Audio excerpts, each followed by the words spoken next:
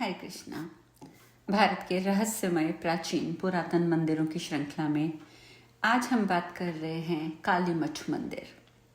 केदार मंडले दिव्ये मंदाकिन्या परे तटे सरस्वत्यास्तटे सौम्ये काली तीर्थ मितिम स्त्रुतम। स्कंद पुराण केदारनाथ अध्याय 85 अर्थात केदार मंडल में मंदाकिनी नदी के दूसरे अर्थात पूर्वी तट और सरस्वती नदी के पश्चिमी तट से सटे स्थल पर काली तीर्थ है। इसीलिए इस क्षेत्र से आगे सरस्वती नदी में काली शिला से आने वाली धारा मिलने के कारण इसका नाम काली नदी हो जाता है और इसी क्षेत्र को कालीमठ क्षेत्र कहते हैं। कालीमठ का पुराना नाम कलंगवाड़ था। कालीमठ का पौराणिक नाम काल तीर्थ है।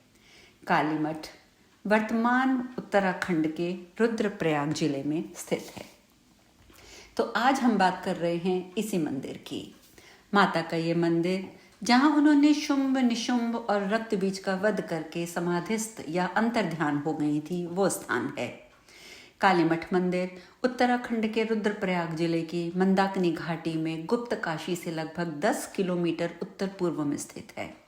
ये मंदिर समुद्र तल से करीब 1463 मीटर ऊंचाई पर स्थित केदार और चौखंबा की ढाल पर है। काली नदी के दाहिने तट पर यह मंदिर स्थित है। अगर आप देखें तो केदारनाथ धाम के मुख्य मार्ग पर गुप्त काशी से एक रास्ता कालीमठ मंदिर अर्थात शक्तिपीठ उत्तराखंड के स्थान पर जाता है। और सबसे बड़ी बात है कि इस कालीमठ मंदिर को शक्तिपीठों में एक विशिष्ट स्थान प्राप्त है। कालीमठ को माँ काली का मुख्य स्थान माना गया है। माँ काली को 10 विद्याओं में प्रथम मानते हैं। काली माँ के उग्र और सौम्य दोनों रूपों में 10 महाविद्याएं आती हैं। इन 10 महाविद्याओं में काली, तारा, छिन्नमस्ता, षोडशी, भुवनेश्वरी, त्रिपुर भैरवी, धूमावती, बगुलामुखी, मातंगी और माँ कमला हैं। पिछले सप्ताह गर्विता कपूर अपने कुछ साथियों के साथ इस मंदिर के दर्शनार्थ गई थी और उसी के द्वारा मुझे ये संपूर्ण कथा प्राप्त हुई और कुछ मुझे चित्र भी प्राप्त हुए जो मैं आपके साथ शेयर करूंगी। कुछ वीडियोस भी प्राप्त हुई जो कि अभी पिछले हफ्ते की ही हैं, जिसको आप कह सकते हो बिल्कुल लेटेस्ट व्यू। पिछले हफ्ते जैसा कि बहुत बरसात थी और वह बरसात का भी एक अपना एक्सपीरियंस था उस मंदिर में। मैं आपके साथ पहले ये वीडियो शेयर करती हूँ, आप पहले इसे देखिए।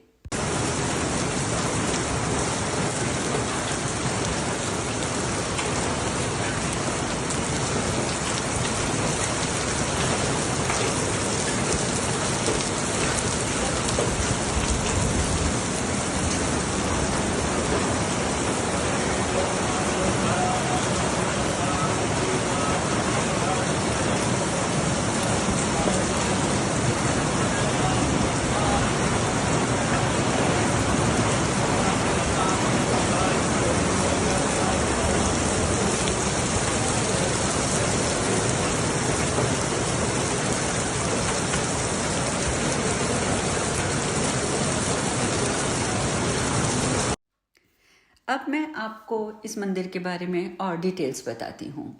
कालीमठ में महाकाली के साथ साथ महालक्ष्मी, महासरस्वती, गौरी शंकर, भैरवनाथ, सिद्धेश्वर महादेव जी के स्वतंत्र मंदिर भी हैं। कालीमठ में माँ काली का आगमन कैसे हुआ, इसके बारे में जो पौराणिक कथा है मैं आपको वो बताती हूँ। इस कथा के अनुसार प्राचीन काल में शुंभ और निशुंभ नामक 2 उत्पाती असुर हुए थे। इन्होंने संसार में खूब उत्पात मचाया हुआ था। देवताओं को स्वर्ग से खदेड़ दिया और खुद अधिपति बन बैठे। तब देवताओं ने हिमालय क्षेत्र में कालीशिला नामक स्थान पर माँ भगवती की आराधना की। देवताओं की पुकार पर माँ चंडिका रूप में अवतरित हुई। जब शुंभ निशुंभ को ये पता चला कि उनके संहार के लिए देवी ने हिमालय में अवतार ले लिया है, तो उन्होंने अपने सेनापति धूम्रलोचन को सेना सहित वहां भेजा और माँ ने उनका संहार कर दिया। तब शुंभ निशुंभ ने अपने सेवक चंडमुंड को माता के वध के लिए भेजा, लेकिन माता ने उनका सर भी धड़ से अलग कर दिया। चंडमुंड का वध करने के कारण माँ भगवती का नाम चामुंडा पड़ा। चंडमुंड के वध के पश्चात शुंभ निशुंभ ने अपने अनन्य सेवक रक्तबीज को माता के पास युद्ध के लिए भेजा, क्योंकि रक्तबीज को वरदान प्राप्त था कि अगर उसके रक्त की एक बूंद जमीन पर पड़ेगी तो उससे एक नया रक्तबीज पैदा होगा।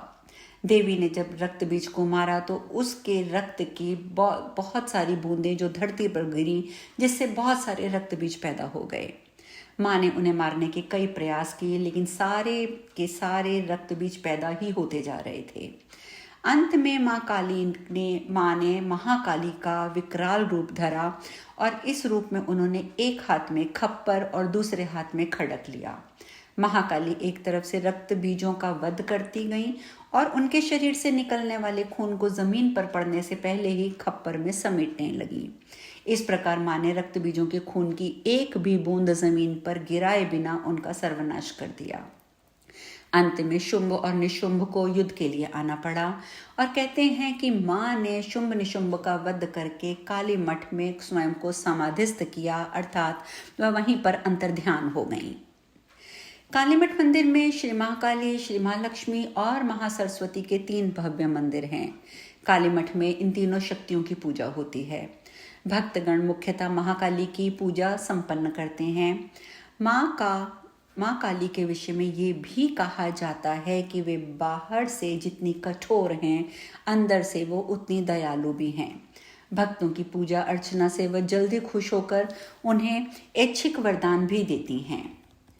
श्री महाकाली मंदिर लगभग 7 फुट ऊंचे सीमेंट के खंभों पर बाहर से गोलाई लिए हुए टीन की छतों से आच्छादित है। गर्भगृह में एक कुंडी है जो रजत पत्र से ढकी रहती है।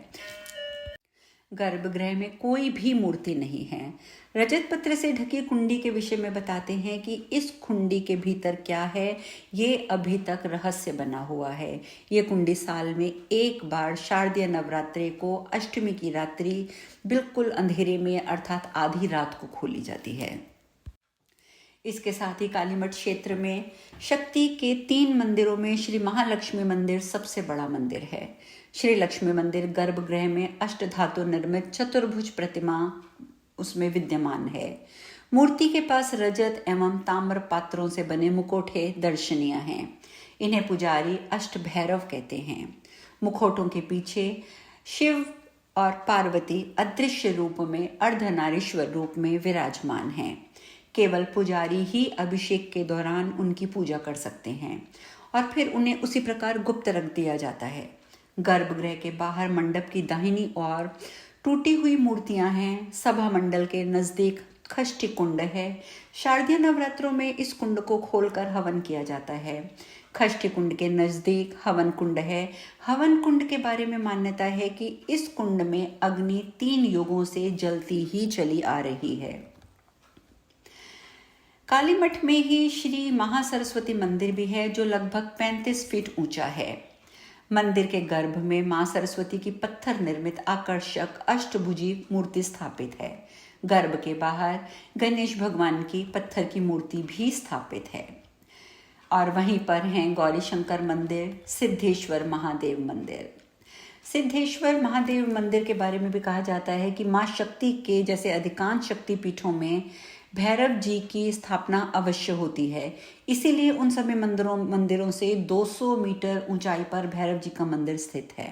इसके अलावा उत्तराखंड के सिद्ध पुरुष व्रती बाबा महाराज जी ने 8 दशकों तक महाकाली की विधिवत पूजा की और काली मठ क्षेत्र में तप करके अनेक सिद्धियां भी प्राप्त की। ये मैंने उनके बारे में इसलिए बताया क्योंकि ये आज भी वहाँ पर बहुत प्रचलित हैं। वैसे तो कालीमठ मंदिर वर्ष भर भक्तों के लिए खुला रहता है। भक्तों का आवागमन यहाँ चलता रहता है। शारदीय नवरात्रि और ग्रीष्म नवरात्रि में यहाँ पर विशेष पूजाएं होती हैं।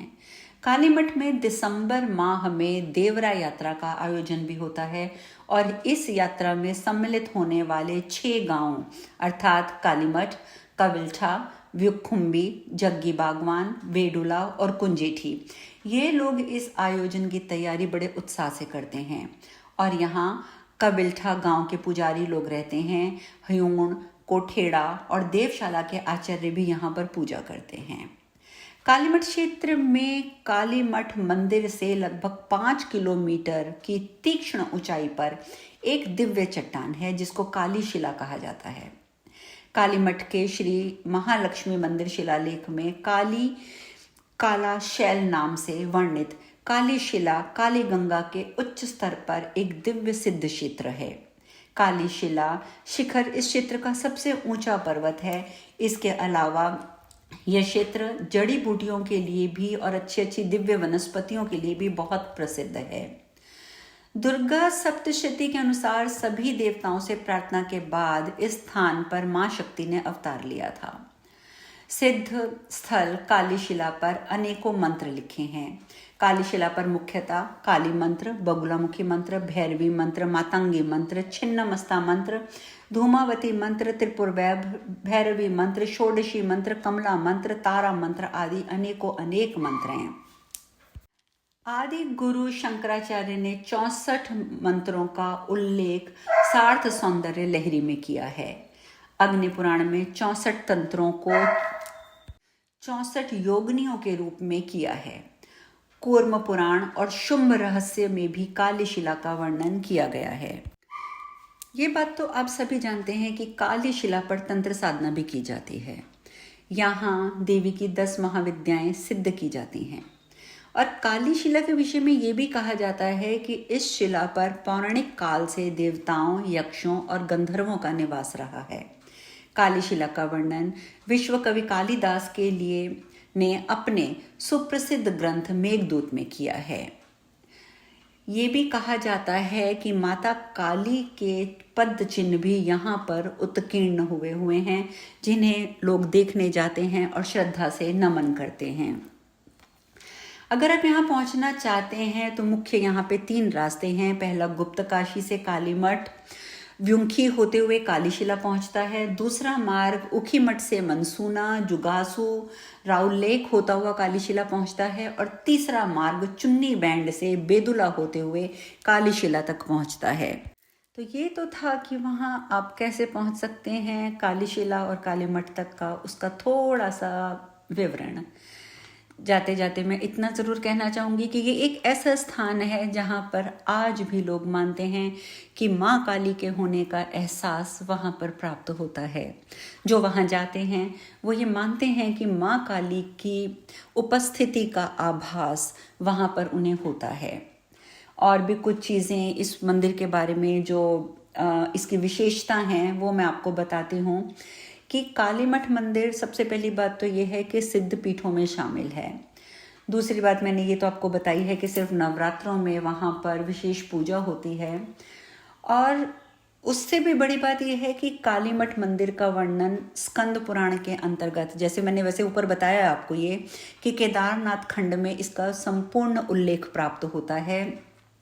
और इसके साथ साथ मार्कंडेय पुराण और देवी भगवत महापुराण में भी कालीमठ मंदिर का वर्णन मिलता है। तो आप यहीं से अंदाज़ा लगा सकते हैं कि जब इतने हमारे प्रचलित जो हमारे पुराण हैं, यदि इन पुराणों में इस मंदिर का विवरण उपलब्ध है तो इस मंदिर की अपनी कितनी विशेषता है। और ये भी एक मंदिर उन्हीं मंदिरों की श्रृंखला में आता है जिन्हें आप कह सकते हैं कि यहाँ पर भी तांत्रिकों के लिए एक विश्वविद्यालय है, जहाँ पर आकर तांत्रिक अपनी हर तरह की साधना करते हैं और 10 महाविद्याओं की सिद्धियाँ प्राप्त करते हैं। जाते जाते मैं चाहूँगी कि आज जो मंदिर में सुबह आरती की गई है, आप भी उसका दर्शन करें और अपने हाथों को जोड़कर, सिर को नवाकर आप माता रानी से आशीर्वाद प्राप्त करें। कल हम एक नए मंदिर की चर्चा के साथ मिलेंगे। हरे कृष्णा।